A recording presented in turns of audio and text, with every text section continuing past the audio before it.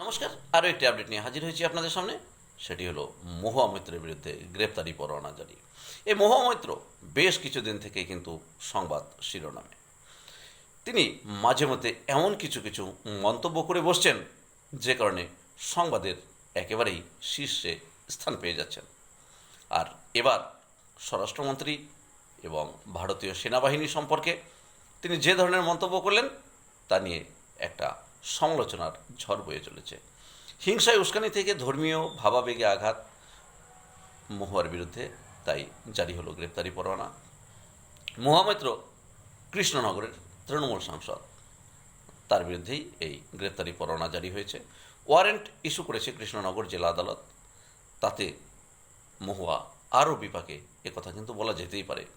হিংসায় উস্কানি, ধর্মীয় ভাবাবেগে আঘাত, তুলসীমালা সহ কেন্দ্রীয় স্বরাষ্ট্রমন্ত্রী, ভারতীয় সেনাবাহিনী নিয়ে বিতর্কিত মন্তব্যের মামলায় তাই তার বিরুদ্ধে গ্রেপ্তারি পরোয়ানা জারি করেছে আদালত। মহুয়ার বিরুদ্ধে মামলা দায়ের করেন ঘূর্ণির কয়েকজন মহিলা। তারা বলেন যে মহুয়া একের পর এক আপত্তিজনক মন্তব্য করে গিয়েছেন। সেই মামলাটি ওঠে কৃষ্ণনগর জেলা আদালতে। কয়েকবার শুনানির পর মহুয়াকে এদিন বুধবারে সশরীরে আদালতে হাজিরার নির্দেশ দেওয়া হয়। এই হাজিরার নির্দেশ দেয় নিম্ন আদালত, কিন্তু মহুয়া হাজির হননি। আইনজীবী মারফত সংবাদ জানান যে তিনি আসতে পারবেন না। এরপরই নিম্ন আদালত মহুয়ার বিরুদ্ধে গ্রেপ্তারি পরোয়ানা জারি করে। কেন তিনি আসতে পারবেন না এই সংবাদ আইনজীবী মারফত তিনি কেন জানাচ্ছেন? কেন হাজিরা দিতে পারবেন না? হাজিরা দিতে গেলে তার কিসের সমস্যা? এটাই কিন্তু একটা প্রশ্নচিহ্ন।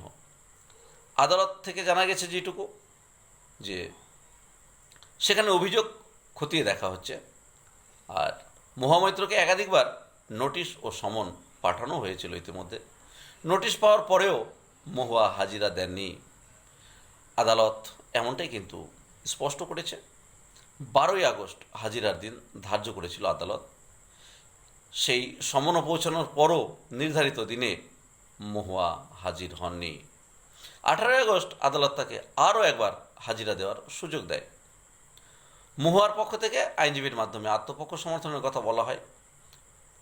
আদালতে মহুয়া হাজির না হয়ে এইভাবে আইনজীবী মারফত তিনি একের পর এক যে আবেদন সেটি কিন্তু দাখিল করছেন।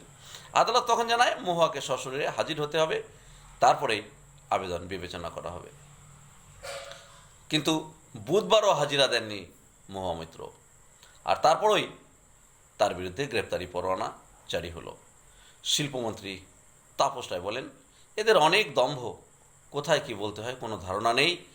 কিছু না করে পদ পেয়ে গেলে যা হয়, আদালত যা মনে করেছে সেই নির্দেশ দিয়েছে। এখন প্রশ্ন হলো, মহুয়ার এই ধরনের মন্তব্যের কারণ কি? যেখানে স্বরাষ্ট্রমন্ত্রী গলায় তুলসীমালা বা সেনাবাহিনীর সম্পর্কে এই ধরনের মন্তব্য নিয়ে বিতর্ক তৈরি করার কারণটা কি? রাজনৈতিক মহলে এই নিয়ে কিন্তু জলঘোলা চলছে। তবে আপনাদের কি মনে হয়, মহুয়া কি এবার গ্রেপ্তারের পথে, না যেন তেন প্রকারে সেই গ্রেপ্তারি এড়াতে পারেন? ধন্যবাদ। গুরুত্বপূর্ণ আপডেটের জন্য চ্যানেলটি সাবস্ক্রাইব করে সঙ্গে থাকবেন।